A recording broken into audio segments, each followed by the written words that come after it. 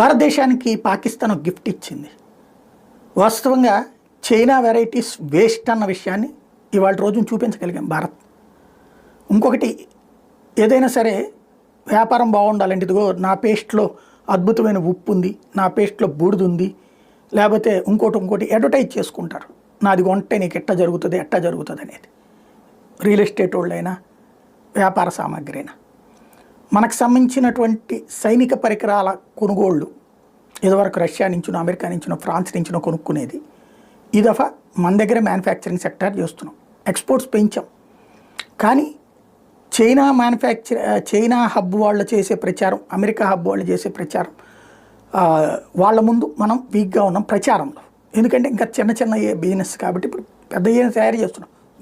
బ్రహ్మోస్ మనం తయారైన, పినాక మనం తయారైన, ఆకాశ్ మన తయారైన, అలాగే హెలికాప్టర్లు తయారు చేస్తున్నాయి, విమానాలు తయారు